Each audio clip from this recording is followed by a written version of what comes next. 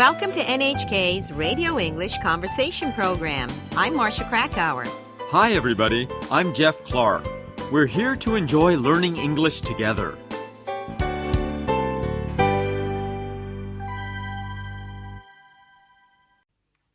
A grand reopening. At the American Museum of Natural History, Amy is waiting in line to get into the recently reopened Hayden Planetarium. She is with her friend Kelly and Kelly's two children, Aaron and Leslie. Mom, is it going to be much longer? We've waited 2 years for the planetarium to reopen. We can wait a few minutes more. Are we really going to travel through the universe? We'll get a chance to tour the universe like never before. Your mom's right. At present, our sense of the cosmos is more advanced than it's ever been. First, we'll embark on a virtual trek to the edge of the observable universe. Wow! I've got goosebumps. I'm so excited. After that, we'll walk down a spiral ramp. It'll allow us to experience the cosmic timeline. I bet it starts with the Big Bang. We studied that in class. Sounds like you're an astronomy buff, Aaron. Aaron put stars on his bedroom ceiling. They glow in the dark. Then staring up into the dome will be right up your alley. Tickets, please. Am I going to get scared? It's like lying face up in an open field and watching the night sky. But you won't just see shooting stars. You'll feel like one. They enter the planetarium and feel disoriented. It feels like we've fallen off the face of the earth. We're floating in space. Let's sit down and lean back. Prepare to be one with the universe, kids. After the space show is over. That was awesome! Let's do it again! It was spectacular and so humbling. Yes, we get so caught up in our own little world, we forget about the big picture. Imagine, our solar system's just one of many in our galaxy. And our galaxy is just a speck in the universe. All those tiny specks from one Big Bang? Community concerns. Lise arrives late to the community board meeting, where local residents are venting their emotions. She slips into a seat next to her neighbor, Brian. Have I missed anything? The air in here seems tense. They're singling out a proposed restaurant as an objectionable business. Must every new establishment be contested like this? I don't think it's possible to do anything that'll please our neighborhood. Let's have some order before we put this issue to a vote. Madam Chair, I say that Tribeca is too inundated with restaurants. Yes, it's overpopulated with commercial establishments. Let's get real. Restaurants should be welcomed in this neighborhood. Yes, we've built our reputation on these upscale establishments. I disagree. The neighborhood is best known for its family-oriented quietude. So, what type of neighborhood do we really want? That's the ultimate question. It's why we're here tonight. Too many restaurants bring noise, crowds, pollution from idling limos. Yes, but to me, more people means safer streets. Listen, I remember Little Italy before the proliferation of restaurants. Me too. It was a real neighborhood with real residents. It had character. Now it's a tourist trap. What comes across is a lack of character. Wouldn't you hate to have that happen here? You've got a point. After the meeting, Lise and Brian are sitting at a neighborhood cafe. Sometimes I feel like we're taking these NIMBY disputes a bit too far. Yeah, you could say, "not in my backyard" has become a mantra of civic pride. In New York, where does one person's backyard end and another's begin? Good point. After all, this isn't the suburbs. It's silly to be anti-commercial.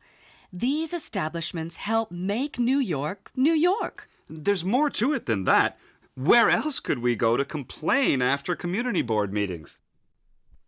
The greening of Greenwich Street.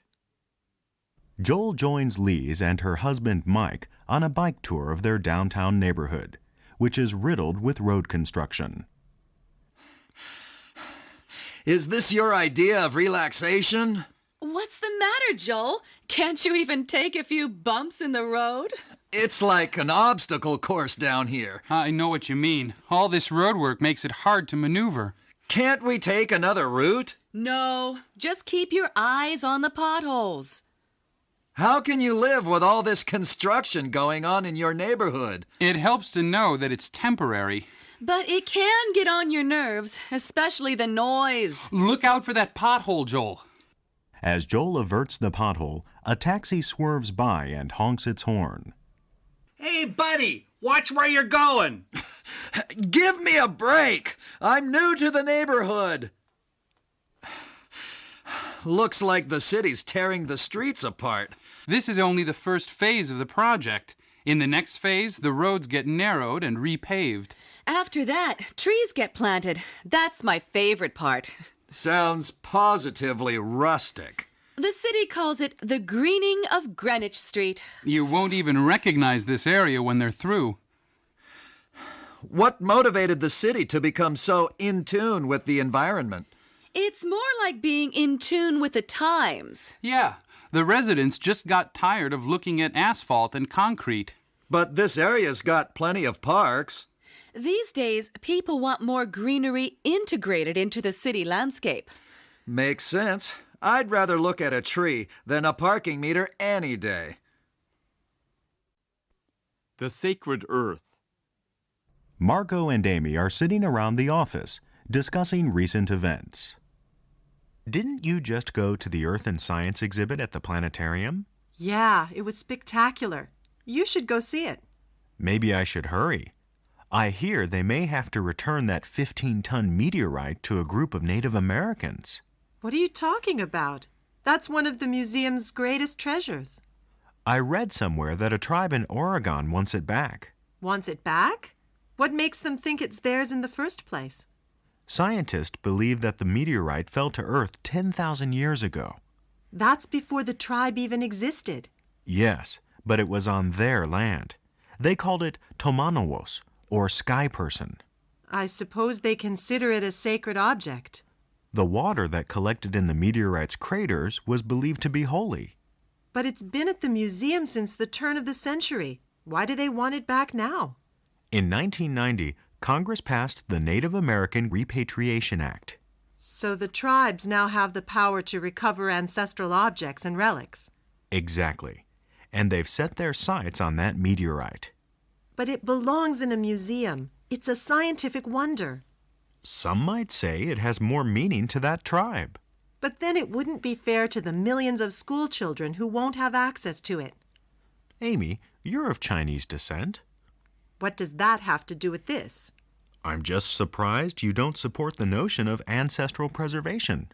Of course I do, but not at the sacrifice of scientific knowledge. In any event, it'll be tougher to get it out of the museum than anyone imagined. I'm not following you. The meteorite is so large and heavy that the planetarium was built around it. Jeff, we've heard so much about how we humans are destroying the Earth. I feel that it's beginning to lose its impact on us. Well, maybe that's partially because these long-term predictions about global warming and all that seem so distant from our everyday lives. But somewhere in the back of our minds, we know that we are responsible for the damage, and we will be paying a price for it one day. Well, one positive development is that many of us ordinary people have more of a sense of that responsibility today. We separate our garbage and we follow our 3 R's, reduce, reuse, and recycle, almost religiously. Now, the real offenders, the industries and the government, need to live up to their promises as well. True. For example, I spent a couple of days at my friend's house in Kyoto last summer and discovered that the city still doesn't have a designated day to collect recyclable garbage. Really? Such as newspapers, like we do here in Tokyo. Wow. I expected that Kyoto, of all places, which hosted the Earth Summit and even has its name on the treaty that was signed there, would be a bit more environmentally conscious. Yeah, hearing that, you wonder what good does it do for us ordinary folks to take the problem seriously. For example, if countries like the U.S. kill every attempt to cut back on waste in order to satisfy some short-term financial goals. Jane Goodall, the scientist and conservationist whom we had as an interviewee on this program, says that her study of chimpanzees has taught us about our relationship with the animal kingdom. For all our arrogance, intelligence, and our use of language, I think her message is that we shouldn't forget how closely related we are to the rest of our animal friends. Yeah, we're all part of the one life, aren't we? Well, let's hope that the crisis will deepen our awareness of this unity, and even the dark cloud of pollution may have a silver lining. How nicely put. Thank you.